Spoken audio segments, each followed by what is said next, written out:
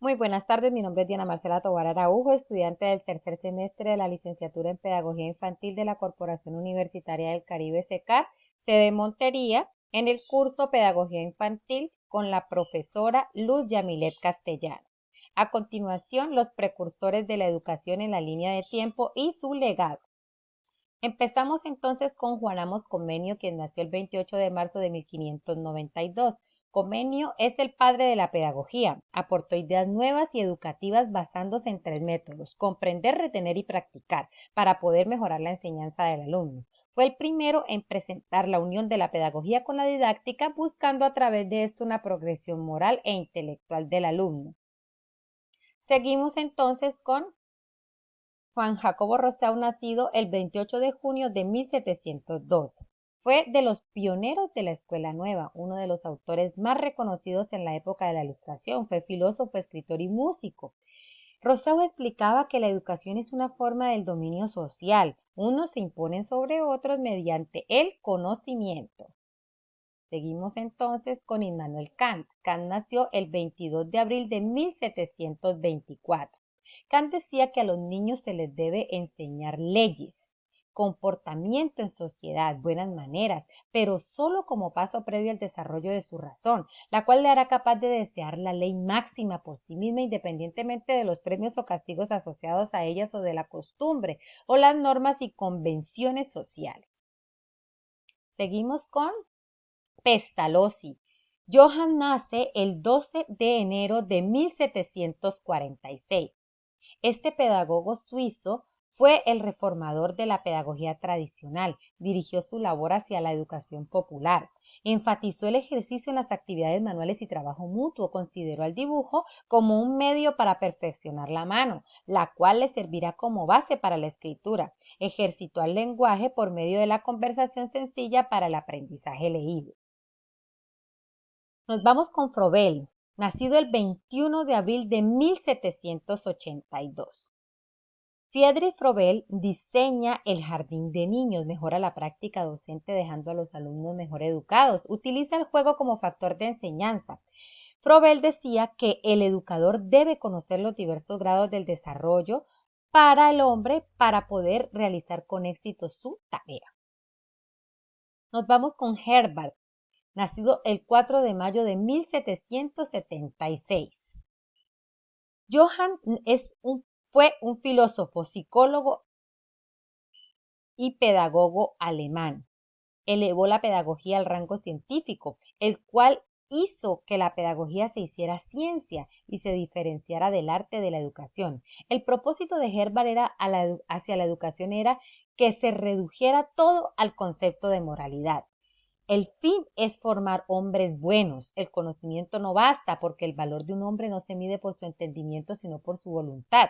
Además, aportó la teoría de los grados formales. Nos vamos con John Dewey, nacido el 20 de octubre de 1859. Dewey es uno de los importantes educadores y más geniales de la época contemporánea. El llamado método experimental de su pedagogía estaba basado en una educación que marcaba la relevancia de factores como la destreza individual, la iniciativa y el espíritu de la empresa. Dewey centraba la pedagogía en el niño y en sus intereses. También resaltaba la necesidad de relacionar estos intereses con los contenidos sociales definidos en el currículum escolar. Nos vamos con Alexander Neil, nacido el 17 de octubre de 1883. Neil creía que es más importante el desarrollo adecuado de las emociones que el adelanto intelectual. Un niño emocionalmente sano podrá enfrentarse a lo que quiera, hacer incluso oponerse a la altura en conocimientos y recursos intelectuales. Se oponía al estímulo de la competitividad fomentada en los niños, como quién es el mejor de la clase, cuál es el más listo. Lo fundamental para Neil es el equilibrio emocional, como factor clave para que los niños se hagan personas felices, objetivo último de la educación. Seguimos con Jean Piaget, nacido el 9 de abril de 1896. Fue un filósofo y escritor suizo reconocido a nivel mundial por su trabajo de psicología evolutiva. Gracias a sus estudios, Piaget descubrió que existen diferentes estadios de desarrollo en los niños. Esto permitió identificar 4 de ellos, 4 estadios cognitivos: sensoriomotor, preoperatorio, operaciones concretas, operaciones formales. Seguimos con Lev Vygotsky, nacido el 10 de junio de 1896. Vygotsky se destacó durante toda su obra la importancia del desarrollo en el entorno de los niños, oponiéndose a la teoría respaldada por Piaget. El autor, considerado al medio social como pieza clave en el proceso del aprendizaje de las actividades sociales, permiten explicar los cambios a la conciencia de los estudiantes.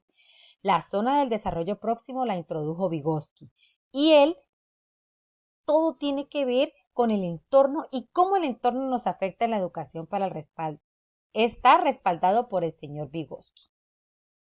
Nos vamos con María Montessori. María Montessori, nacida el 31 de julio de 1870, fue la primera mujer médica y educadora italiana conocida por la filosofía de la educación que lleva su nombre y sus escritos sobre la pedagogía científica. María desarrolló un método de enseñanza revolucionario que cambió en gran medida la forma de cómo se trabaja con los niños en la educación preescolar y primaria. Montessori decía que los niños se consideran que tienen una mente esponja, la mente absorbente del niño.